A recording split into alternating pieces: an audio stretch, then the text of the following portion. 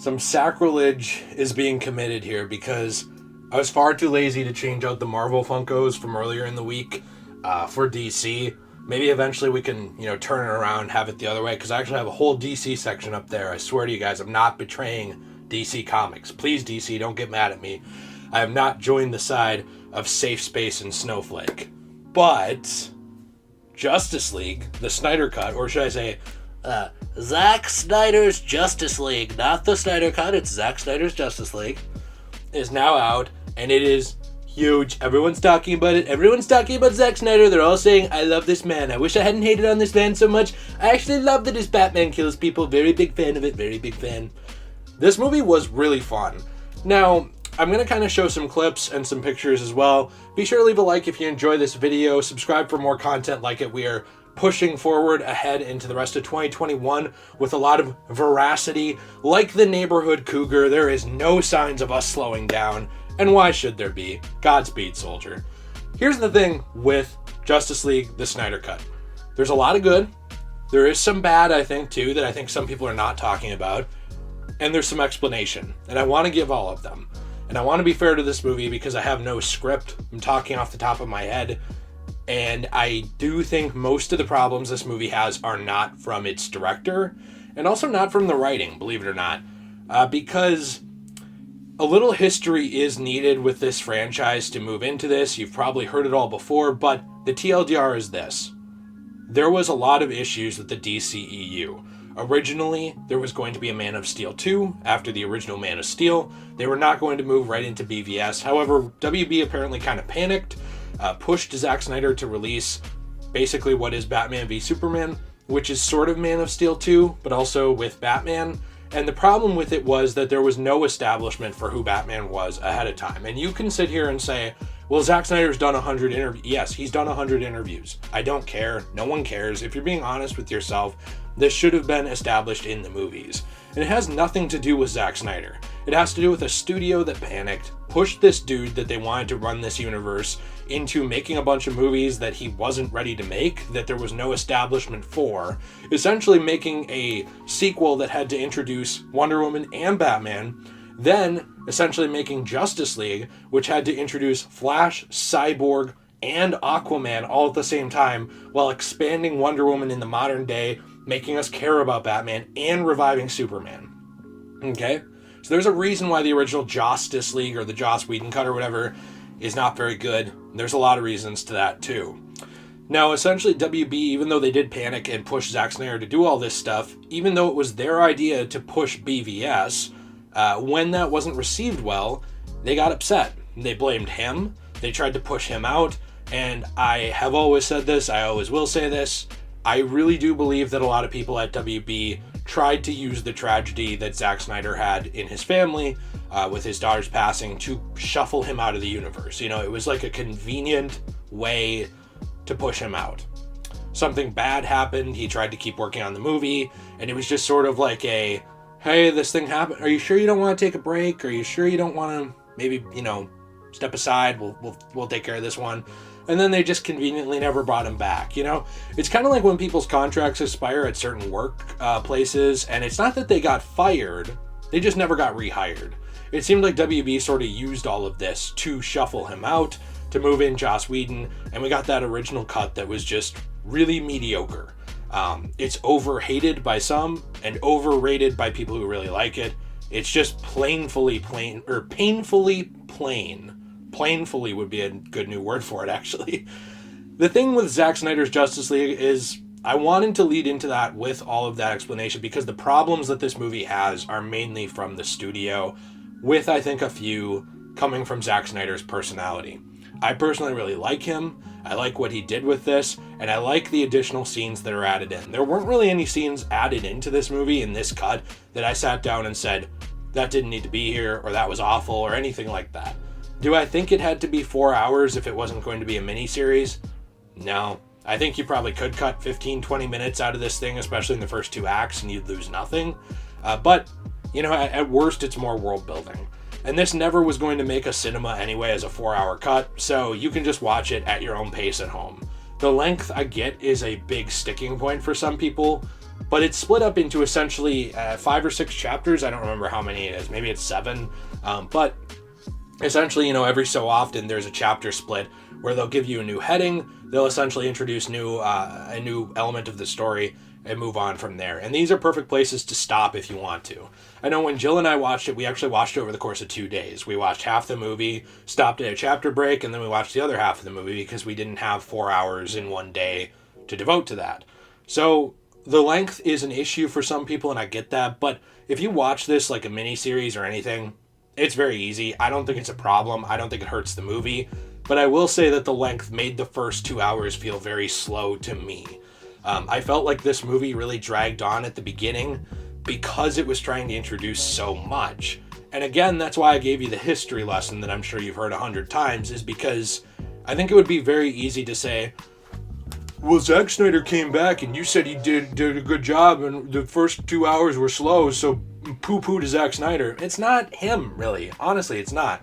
It's the fact that he was still trying to make a follow-up to BVS and Wonder Woman and Man of Steel that introduced the rest of these characters, tied them all together, and told a competent story while setting up future phases of what essentially they were telling him to make an MCU clone, And that's not easy. That's not easy at all. I think it says a lot that he came back and that it's much better, but the fact that they're asking him to do these things, and this does make it very slow. I think that Barry Allen's introduction is odd, but it is very fulfilling and, I guess, fleshed out over the course of this version compared to the original. In the original cut, Barry was sort of, I guess, relegated to just running around and saving people. He was kind of like the fire department with the Speed Force. It was like, hey, go save that guy. Okay. Hey, go save that guy. Okay. And he would just push people occasionally. He actually does fight a little bit in this one, but he really is a much more important character. They get more into the whole backstory with his father being in prison, which I thought was much better. And they also introduce Iris West, which is weirdly controversial for some people. A lot of people were mad at this. They said that he molested her. Yeah, I don't know. Did you hear about that, Jill? I don't think he really molested her. No, I didn't hear about that. Yeah, they said that that's ridiculous. He touched her hair, so he molested her. Are apparently. you kidding me? No, apparently not. Okay. But, people will find something to be mad about. I thought that scene was very well done. I thought the Speed Force stuff was very beautiful. It reminded me a lot of one of the crowning accomplishments of the Fox X-Men universe, which, hey, Fox X-Men, Funkos, it's Fox, was Quicksilver. There was a lot more flair and personality to their Quicksilver with the classic music they would choose and stuff like that, but there's very interesting special effects in those movies when they introduced that character. I thought they did a much better job with Flash in that regard as well. Cyborg is really the heart of this movie in a lot of ways, but also I didn't really connect with Cyborg very well. I think didn't either. A lot of people did. A lot of people loved him, but I thought he was fine. I did like the explanation of what happened to him. I thought that was much better and more explained, and his connection to the mother boxes is much better. I will admit that my opinions on, I guess, Cyborg have been a little bit tainted, just a little, by Ray Fisher.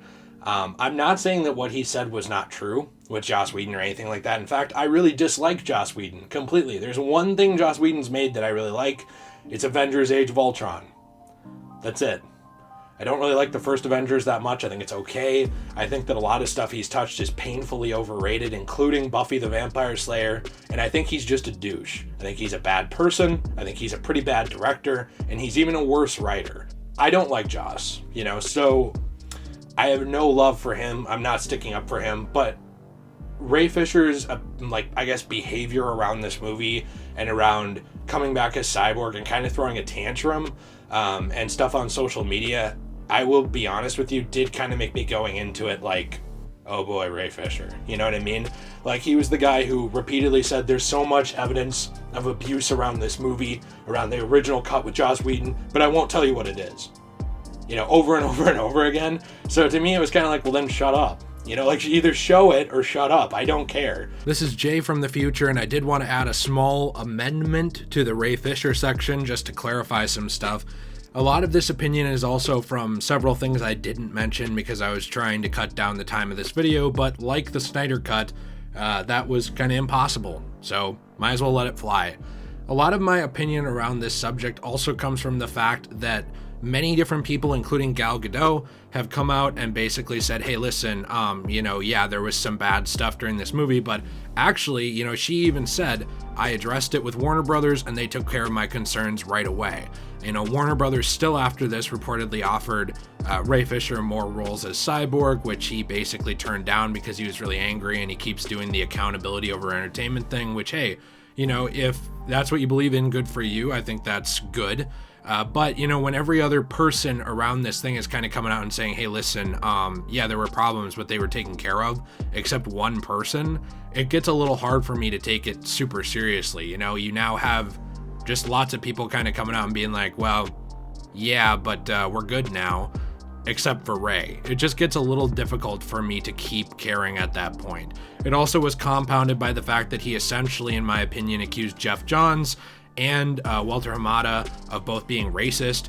Jeff Johns is someone who has pushed basically characters of different diverse backgrounds for years in comic books, even around times when other people weren't interested in doing so. He's really been pro diversity in comics and stuff like that, and to be honest, I don't really care too much either way, as long as they're good stories, like, for or against that. But it's very hard for me to go like, oh yes, Jeff Johns, confirmed racist. Why is he doing all these things to better the narrative for people who are different than him then? Why was he in a very good marriage, at least for a while, until it ended up splitting up with someone who wasn't white? It just got really ridiculous to me that basically everyone and anyone around Ray on this set who wronged him was all of a sudden a racist piece of garbage. It just made me not care and really just kind of irritated with him as an actor, I suppose. So in conclusion, I do think it's important to point out with this section, I don't not believe that Joss Whedon was a douche on this movie. It's just a lot of the other stuff around it that has just sort of come off as ridiculous to me, drawn out over a 6-month period. I'm tired of hearing about it every time this movie is brought up, and I guess I'm just over it. If Warner Bros. Enables stuff like that, just bad behavior from directors, I hope that that's taken care of. But dragging literally everyone around it down too just comes off as silly, especially when Gal Gadot also came out and said, hey, listen, they addressed it. It's let's move on sort of thing. I don't really see the point anymore. And it's just kind of obnoxious. I think the character's good. I think that he was done well. I thought his anger against his father was very misplaced and odd, but it did make sense that he was upset with what he had become. I thought that he was incorporated in the movie much better. It wasn't like a horror show in terms of, hey, I'm Cyborg, I'm here for 10 minutes, booyah, baby. It wasn't like that. But this character being gone, gone from the universe, I don't think we lost anything. I think he was just fine. I think that this is a fairly personality-less Cyborg, especially compared to other, iterations of the character like Injustice 2, Teen Titans, even Teen Titans Go, the comic book Cyborg. This is probably the least interesting Cyborg to me I have ever seen in my life. But he still worked. He worked in terms of establishing that connection to the mother boxes, pushing the plot forward, and moving things along. And that's what I wanted to add to this, though, too, is that didn't happen in Joss Whedon's cut. In Joss Whedon's cut, Cyborg contributed, nothing at all. Nothing at all. Not a single thing. A catchphrase, booyah, like once, and that's it. And it was the same with Aquaman, who just said my man a couple times and rode on the Batmobile. And it was the same with Flash, who just kind of showed up, was a nerd, and left. He was very clearly just Diet Tom Holland. Diet Tom Holland Peter Parker. That's all he was. Tom Holland. He was Tom Holland. But they did add a lot to all three of these characters in this movie. I thought that they were all interesting, and even despite all my bias against Ray Fisher, which I did just want to throw out there because, I think it's fair. I try to be, objective in my criticism and fair, and I do want to point out that I feel that way about it. I still liked him. I still liked all of them, and I thought they did a good job. It's amazing that this turned out as good as it did for how many characters it had to introduce. I also do think that despite reshoots, it looks pretty good, with a few exceptions. And I should conclude on the writing part probably before I get into that, but Wonder Woman's written really well. Steppenwolf is a lot more relatable. This villain actually makes sense now. He just wants to go home. That's essentially all it is he was someone being punished by Darkseid who wants to go back to his family, essentially, or his home planet or whatever. and he wants to be done with this. He doesn't really want to conquer Earth. He doesn't really want to conquer anything. He's not, a bloodlust character who's like super into violence. He wants to go home.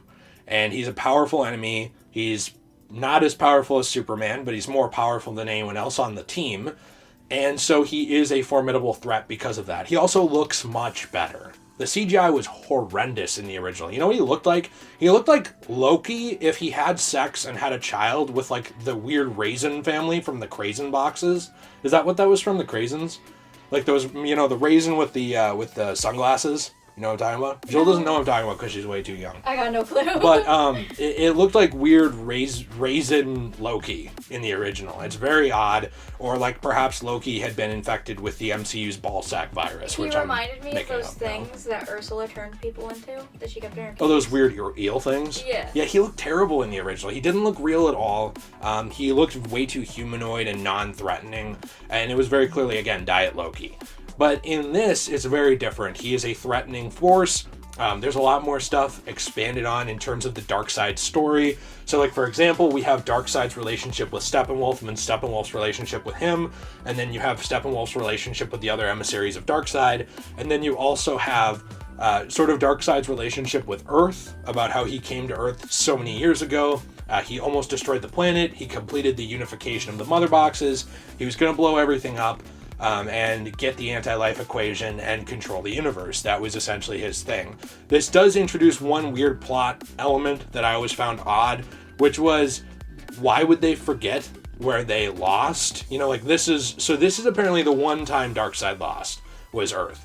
He fought a Green Lantern, the original gods, Zeus and Hades, or Ares, I believe. He fought Zeus and Ares, at least those two, plus all the Amazonians, plus a Green Lantern that was guarding the section, plus all of the Atlanteans, plus all of the armies of Earth. So essentially he fought a bunch of superheroes, or I guess superpowered individuals, plus a ton of mortal men, plus a ton of semi-immortal beings, and half-gods and gods, and he lost, And he almost won in the past. He almost won.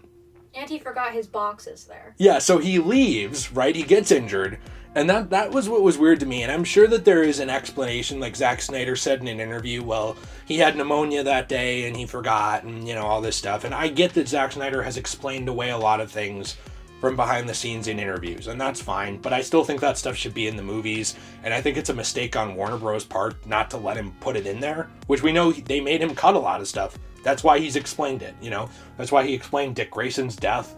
That's why he's explained, that there was supposed to be additional Green Lantern scenes. He was supposed to be able to record another Green Lantern scene in that movie to expand on that and make it make more sense. They didn't even let him in the reshoots in the final. When they gave him his own cut, they said no.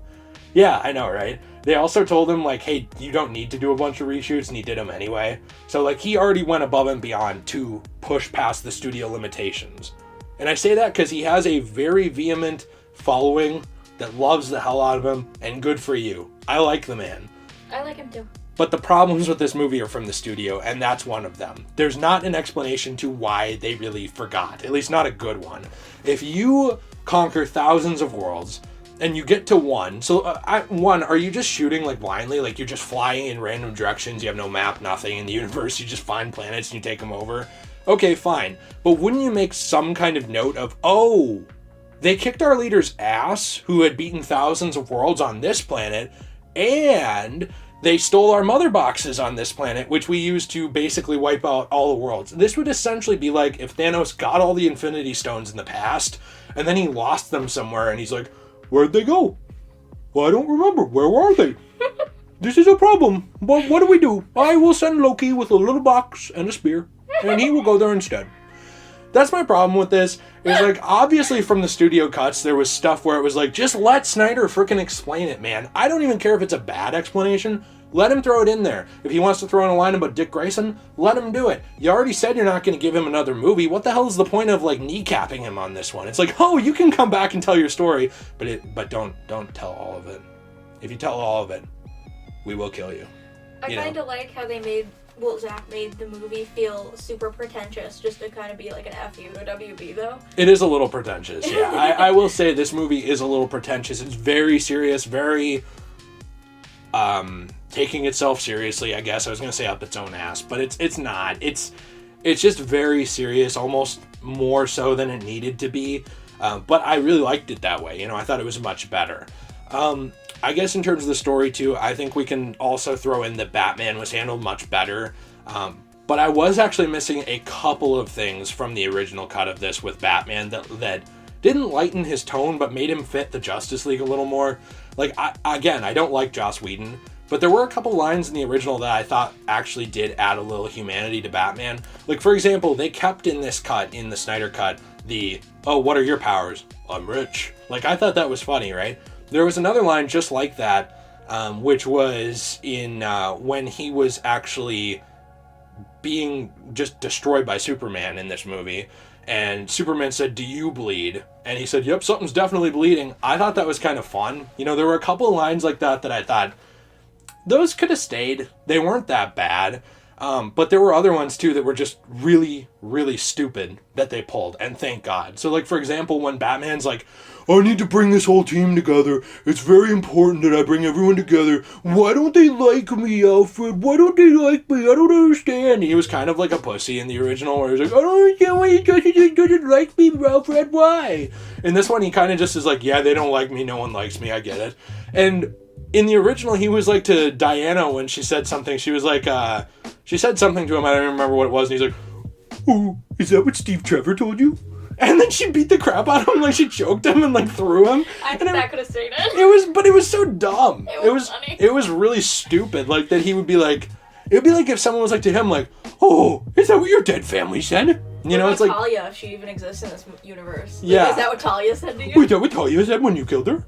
It's just silly. It was really dumb, and I'm really thankful they pulled a lot of that stuff out. But there were a few moments of levity that for me were like, why didn't that stay? Like, for example, a little bit of the explanation around when they dropped the mother box into the ship to revive Superman, much better. Like, the explanation leading up to getting to the ship, 100,000 times better. In the original, it was just like this. "Well, we need Clark back. I like Clark." And they're like, "Why do you like Clark?"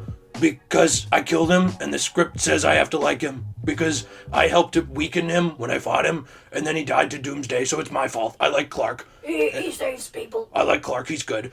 And they were like, "Oh, well, gee, Bruce, what do you want to do about it?" "I want to take this little box we know nothing about and have explained nothing about in the story, and I want to drop it into this water in this ship, and maybe it'll bring him back if we, like, do this thing with electricity." And they're like, "Oh, that's a bad idea, but let's do it." In this one, they all actually talk about it, and they're like, "Oh, well, here's how the mother boxes work. Here's what they do. They're creation machines. They sort of move things around. They can reignite the spark of life, or they can do something like what they did to Cyborg, right?" Which was really interesting. They took his incomplete body and they completed it and perfected it with their alien technology, right? Flash was the one who came up with the idea in this one. Yeah, like it actually made sense. It made Flash smart, which is, I think, good because, yes, he can be awkward, but Barry Allen's a smart guy. And if you're going the angle of he got into, like criminology or like, criminal sciences like he did in the comic books, which is the way they went, right? You can't have him be an idiot. You're not going to have an idiot get into CSI. That's just not going to happen. This is a highly scientific field. You have to be very intelligent, very with it, and have high visual and mental acuity to get in here. So in the original cut, him being an idiot really didn't make any sense at all, like many things that Joss Whedon did in that cut. Zack Snyder perfected that. He made these explanations make more sense. However, there was a weird cut where they did cut part of the explanation about, at least I thought they did. Maybe I would have to go back and watch it again, but I thought that the explanation for Flash touching the cube when it touched the surface of the water was a little more drawn out in the original cut, like once they're in the ship. They did most of that explanation leading up to the ship, then they just got there and did it. But because, obviously part of this conversation had probably been had off screen, if you didn't see the original cut, you wouldn't get a small part of that, I suppose. It's not a big deal. It's not enough for anyone to really even care about, except someone who sadly had to sit through the original cut, which I did. I did twice. Yeah, I did too. I reviewed it, and I still stand by it's a kind of fun mess, the original cut. Like, I walked away from it, I had fun. That was okay. I kind of enjoyed that, but that was, not very good. I stand by that, but this cut is pretty much superior in almost every way. To get into some other stuff too, I know this is kind of a longer review, but it's a 4-hour movie. I have no idea where we're at, Jill. Are we at like 10, 12 minutes? 23 minutes. Oh my gosh. Well, but I want you to mention Superman's suit and Joker, if you haven't already. Yes. So I do want to get into those two for characters. Thank you. Superman is much better in this movie. He makes more sense when he comes back. He's not silly. I couldn't tell as much with the CGI lip crap. I thought that was much better, and I thought they did a better job with establishing who he was and who he came back as. He even says, too, like, I have a second chance, I don't want to waste it. He comes back, he picks a different suit. This was very, very, very familiar to people who were a fan of the Death of Superman comics, which I should have brought it in here, but I have a hardcover of the Death of Superman. It is, I'm not kidding, this thick. It is thicker than the Bible. That thing is massive. And that story, really in the 90s, it was essentially Superman died. Some people tried to step in and take over for him. That did not end well. And then he was revived. He came back to life, and he rose from the dead, and essentially he wore a black Superman suit with a silver emblem, which there's also now a Funko of from the movie, which I'm very excited to collect. But I thought that established, like, the theme of this movie a lot better, of Snyder coming in and being like, no, this is a dark, serious movie. I take it seriously, you should too. It's not a funny, just like, you know what I like better than truth? Justice. Like from the original cut. It's not silly like that. The character was still serious, but he felt like Superman, and the character design was very good. I do have a whole video about the inclusion of Jared Leto's Joker, so I don't want to go too far into that, but I think even that was much better. We could tell that there was much better directing on him and Ben Affleck, and the story and the writing around these characters, and I thought that he redeemed himself in terms of this character as well. Like, he proved to me he could have been a good Joker. I really do stand by that. I didn't want to talk too much because I'm not in the video. You're in the video, that's fine. No one cares. But I think Jared Leto looks... Like, obviously, Joker's not a happy character, but you could kind of tell he seemed a lot happier to be playing the character in the way that Zack Snyder wanted him to than in Suicide Squad. Yeah, he was very enthusiastic. Yeah, he seemed very excited for it and happy that he portrayed it well. And I really like that. Yeah, I'm really glad that they actually gave him a chance to play this character again, even if we don't see it again. And that's sort of the sad part about this whole thing, is that WB seems hell-bent on not continuing this version of the universe, which is just a shame. I'll talk about that in a couple minutes, but I've talked about a lot of the good. I like most everything in it. I think that the hype around this movie for years probably doesn't help it for a lot of people, to be honest, in terms of people going in and giving it a fair shake, like, objectively. I think that if you build something up as the second coming of Christ in movie form for, 5 years, and then it comes out, it's kind of hard to live up to that. Now Superman was the second coming. He did do this. I don't know, why does that piss everyone off that he did this, by the way? I thought it was cool. I thought it was cool too. I like the imagery. I like the religious imagery they put in these movies. I think it's fascinating, but I have like a religious study background, I guess. I also do think, though, that there are some negatives that are worth mentioning, but not 23 minutes of them. This movie does come across as pretentious in some parts to me. Especially with the aspect ratio, the 4:3 standard definition aspect ratio, where they, put the black bars on the sides. Does it ruin the movie? No. Is it a little bit of a nitpicky complaint? Sure. It's annoying. But I thought it was annoying to watch. I mean, I'm fine with that with old anime. You want to show me Sailor Moon, or you want to show me Dragon Ball Z, or anything like that you've remastered, and you kept that aspect ratio to keep all of the picture, cool. Sailor Moon was originally made to not even have that aspect ratio. Oh, really? Sure. I'm pretty sure it's widescreen, or at least it was on Hulu when I watched it. Yeah, well, that's off topic. They've done a lot of editing of those too. Like Dragon Ball originally was kept in that aspect ratio, and then they stretched out and they lost part of the image too. If you want to do that, you don't want to distort the image as it originally was in a standard definition movie, cool. I like that, actually. Star Trek The Next Generation with Patrick Stewart, one of my favorite shows of all time, they kept the original aspect ratio so that they wouldn't cut out a bunch of the screen, because in the original, the idea was that the future was VHS. The future was not widescreen, because this was in the 90s, and so essentially they had box TVs, which if you're young you might not remember, but if you're old like me you will, and they would be in a square. And what would happen is, off camera, actually, if you look at recordings of The Next Generation, there were cameramen in the shot. If it was pulled to widescreen, you'd have a cameraman here like this. And so you'd have Patrick Stewart going like this, and you'd have a cameraman Like, you don't want that in the remaster, right? That would look stupid as hell. I get that, and I'm fine with it. But in terms of making new movies that way, it's very pretentious. I understand that his idea, which, again, he clarified in an interview to give him credit, was that he wanted it to go to IMAX. But this thing was never going to go to theaters really anyway.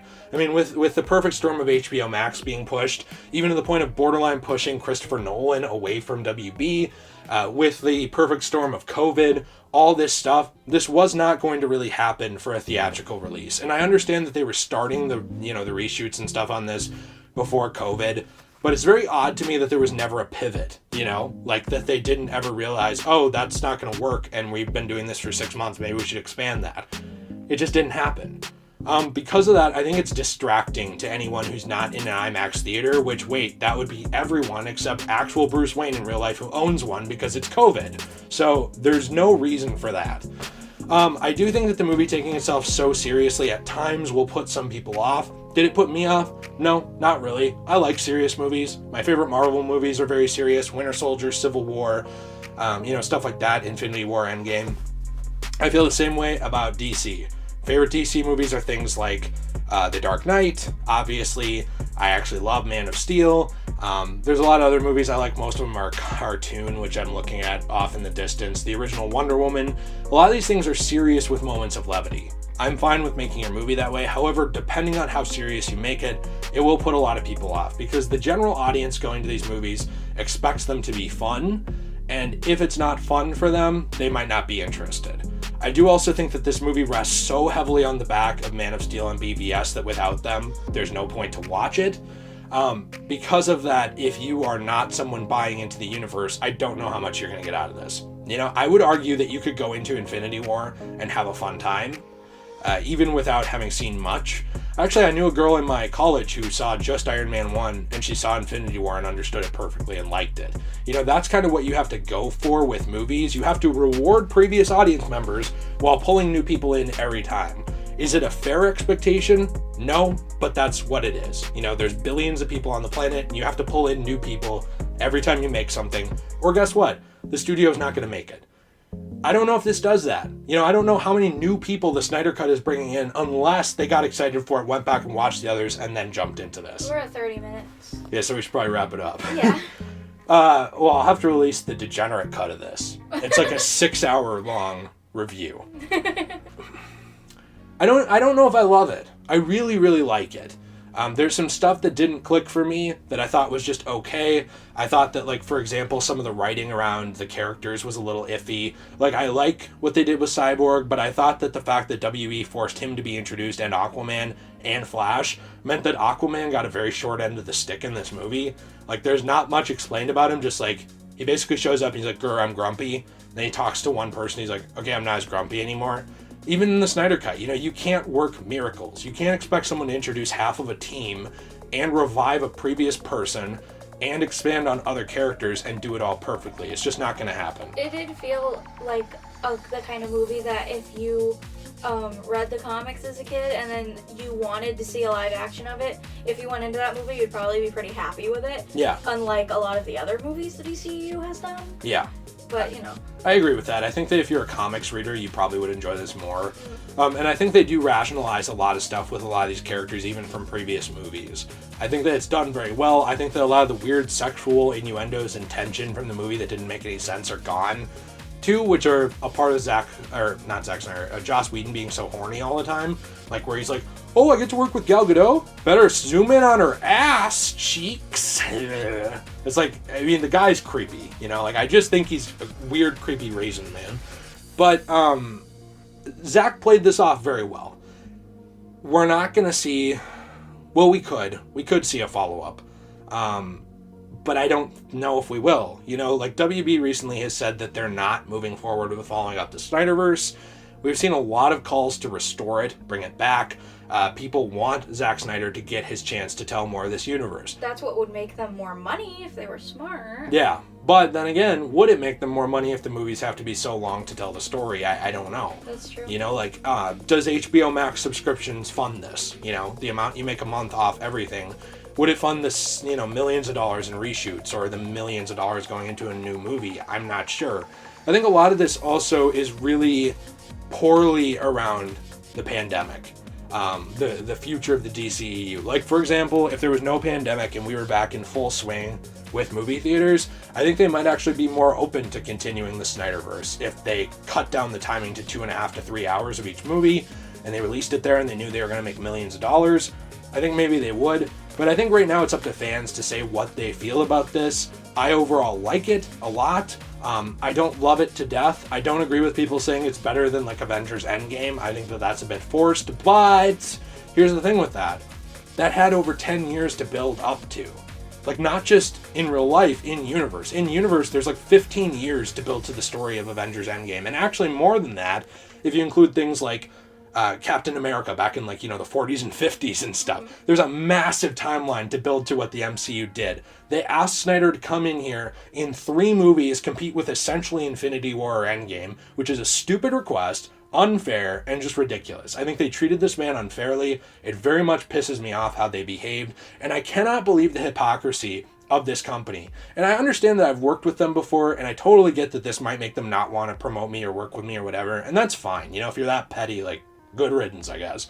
But I think it's really silly how you have WB Games over here, WB Games Montreal and Rocksteady. They're allowed to sit around and not make anything for like 5 to 10 years when a they're piece. really good companies. Yeah, when they're good companies.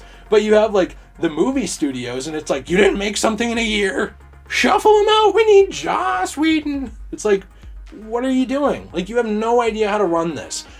Does Zack have some quirks and some weird stuff he said in the past, like about Batman in prison, or things about, things he's done, like having this movie have 8 different endings? Sure. You know, there's weird stuff that he does that is not perfect. I thought the inclusion of Martian Manhunter was a little awkward. It was very awkward. I thought it was unnecessary. I thought the CGI looked like a mid-2000s video game. He reminded me of Vision Halloween. Yeah, that's what he looked Halloween like. Vision. Yeah. Yeah, like low-budget Vision. Yeah. Yeah, I mean, it was weird. But, you know, they asked Zack, like, why'd you include this stuff? Like, why'd you include Martian Manhunter? Why'd you include all these different endings? What was the point when they're not going to follow this up? And he actually did aptly answer. They asked for my version of what Justice League would have been. This is it.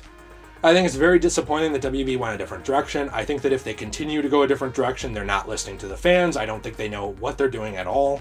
And I think it's very pathetic. I think that this person, Zack Snyder, could at the very least be a very valuable asset for building out this universe going forward. He very clearly has a passion for it, and he has ideas. And are there things he's done that are not perfect, like Batman murdering a bunch of people without giving explanation into the movies as to why they did that very well? Someone saying, oh, well, they give the line about Alfred where he says 20 years in Gotham, how many men have stayed good, and they showed Robin dead, so that's an explanation. Sure.